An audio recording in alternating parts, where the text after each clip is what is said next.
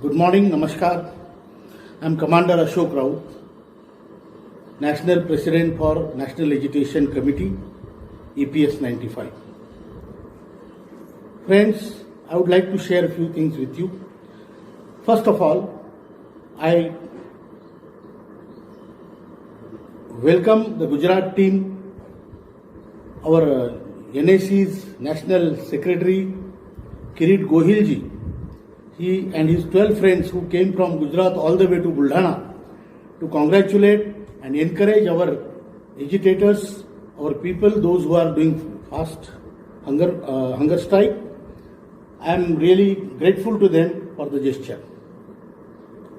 Second thing, a lot of phone calls are coming and people are asking why there is no mention of EPS 95 in the budget or why there is no allocation or even indication. Let me tell you, and I can understand your anger, I can definitely understand your feelings, but let me tell you, our problem is heard by the highest authority, that is the Prime Minister. On 4th March 2020, by the initiative of Honorable Hema Malini ji, Honorable Prime Minister had given us patient hearing and he promised us that all 4 demands of ours will be fulfilled. Whether it is 7,500 plus DA minimum pension, medical facilities, then those who are not in the gambit of EPS 95, they should be taken or they should be rewarded accordingly, and also the higher pension issue. So friends, when it comes from that level, there is no iota of doubt that it will be done.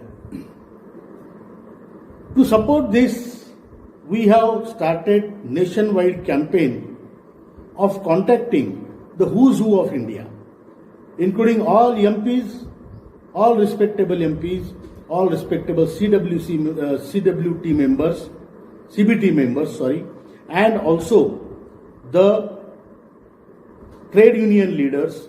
Everybody we are contacting. We are contacting even, other leaders who are, and everybody is with us. Be it a political leadership, be it a spiritual leadership of the country, be it is the social leadership of the country.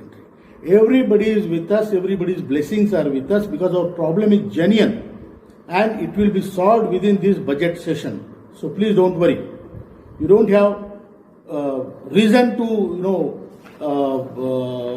get confused. In the same way, we had met Honorable Bhartrihari Mahatab Sahab, MP Cuttack, who is the leader of Parliamentary Committee on Labour. There is 31 MPs committee is being set up for all the issues of concerning labour and EPFO.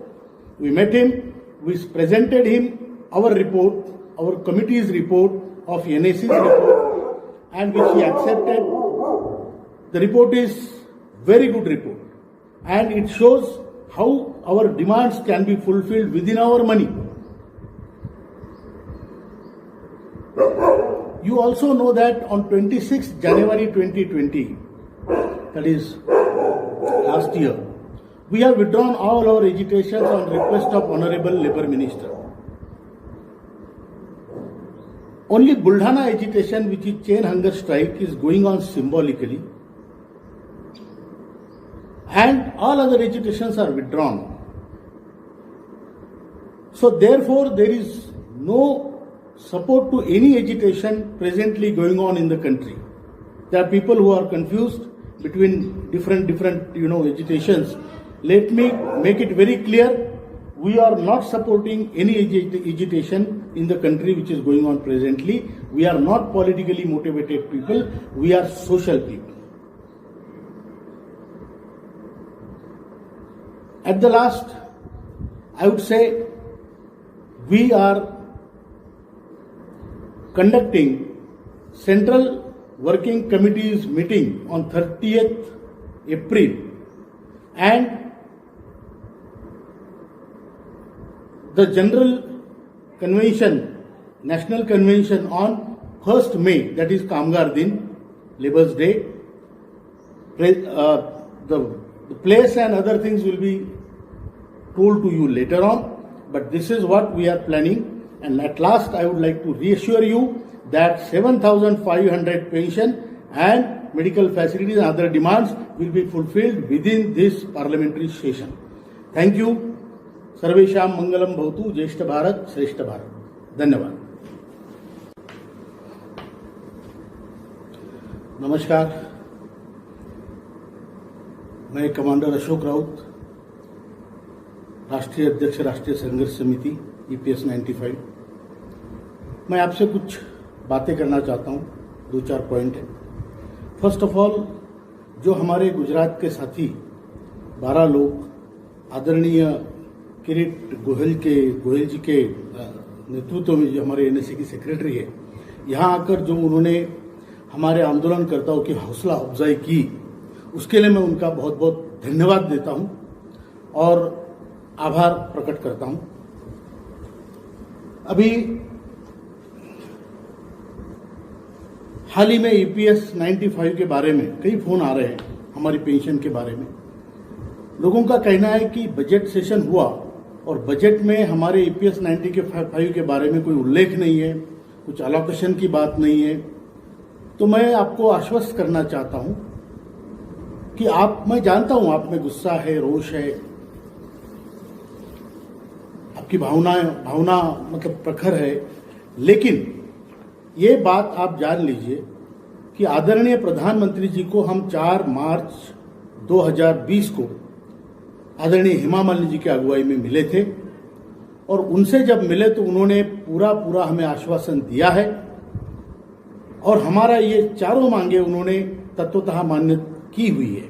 7,500 महंगाई भत्ता, medical facilities, higher pension का मामला या जो बचे लोग हैं उनको इस दायरे में लाने का मामला, ये सारे पे हमें आश्वासन मिल चुका है और इसी के तहत इसको आगे बढ़ाते हुए हमने महासंपर्क अभियान शुरू किया है, जो कि हमारे सारे देश के जो आदरणीय MPs हैं, आदरणीय CBT मेंबर्स हैं, हमारे आदरणीय ट्रेड यूनियंस के लीडर्स हैं, इन सभी को हम अप्रोच किया है और उन सबके हमें आशीर्वाद प्राप्त है. बड़ी तादाद में देश की लीडरशिप, चाहे वो पॉलिटिकल हो, स्पिरिचुअल हो या सामाजिक हो, हमारे साथ है. हमें सबका आशीर्वाद प्राप्त है. हमारा काम होगा, जरूर होगा, ये आप ध्यान में रखिएगा. इसी दौरान, इसी आंदोलन का एक हिस्सा हम पार्लियामेंट्री कमेटी ऑन लेबर जो बनी हुई है 31 सांसदों की, उसके जो लीडर है भर्तृहरि महताब साहब, उनसे हम जाके कटक में मिले. हमने मीटिंग की. हमने अपनी तरफ से, अपनी संगठन की तरफ से जो एक बहुत ही महत्वपूर्ण रिपोर्ट है, जो अहवाल है, हमने उनको सादर किया और उनसे कहा कि ये देखिए, इसमें पूरा मतलब हिसाब किताब है और हम ये मानते हैं कि हमारे पैसों में ही हमारी मांगे पूरी हो सकती है. ये उनको हमने दिया है, उन्होंने वो स्वीकार भी किया है. आप सभी जानते हैं कि 26 जनवरी 2020 के बाद आदरणीय लेबर मिनिस्टर, कामगार मंत्री जी के रिक्वेस्ट पे हमने पूरे देश के सारे आंदोलन वापस लिए हुए हैं. हम सिवाय बुल्ढाना के आंदोलन, जो कि एक सांकेतिक हमारा आंदोलन है जिसका 774वां दिन है, ये आंदोलन चल रहा है. बाकी सारे आंदोलन हमने बंद कर दिए हैं. हाँ, इस समय का हमने उपयोग भरपूर किया है संगठन बढ़ाने के लिए, संगठनों को और स्ट्रांग करने के लिए और हमारी ताकत बढ़ाने के लिए हमने इसका उपयोग किया हुआ है और करना भी चाहिए. यह हमारा संपर्क अभियान तब तक चलता रहेगा जब तक कि पार्लियामेंट का सेशन खत्म नहीं होता. इसलिए मैं आपसे रिक्वेस्ट करता हूं कि अभियान को और जोर से तेज चलाइए. ज्यादा से ज्यादा लोगों से संपर्क कीजिए. महत्वपूर्ण लोग जो देश के निर्णायक लोग हैं उनसे संपर्क कीजिए, हमारी समस्या उनको बताइए. तो हमने सारे आंदोलन वापस लिए हैं. इसलिए हम किसी भी आंदोलन का किसी भी पॉलिटिकल आंदोलन का या अदरवाइज आल्सो हम देश में समर्थन नहीं कर रहे हैं। ये मैं बड़ा स्पष्टतया कहना चाहता हूं कि आपके मन में कोई कंफ्यूजन ना रहे।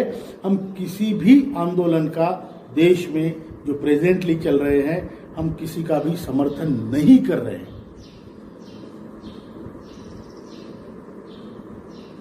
अंत में मैं आपसे इतना ही कहूंगा कि एक विचार है कि 1 मई को कामगार दिन को हम राष्ट्रीय अधिवेशन रखेंगे। उसके पहले एक दिन 30 अप्रैल को हम एक CWC की सेंट्रल वर्किंग कमेटी की मीटिंग रखेंगे और एक तारीख को कामगार दिन में हमारा बहुत बड़ा राष्ट्रीय अधिवेशन होगा। आगे की रणनीति तब तय होगी। और इसी के साथ मैं आपको एक बार अंत में विश्वास दिलाना चाहता हूं कि हमारा काम 31 मार्च तक या इस बजट सेशन में होगा। ये मुझे पूरा विश्वास है। हमारी जो भी मांगे हैं इस बजट सेशन में पूरी होगी। ये मैं आपको एक बार यकीन दिलाना चाहता हूं। इसी के साथ धन्यवाद। सर्वेषां मंगलम भवतु। श्रेष्ठ भारत, ज्येष्ठ भारत।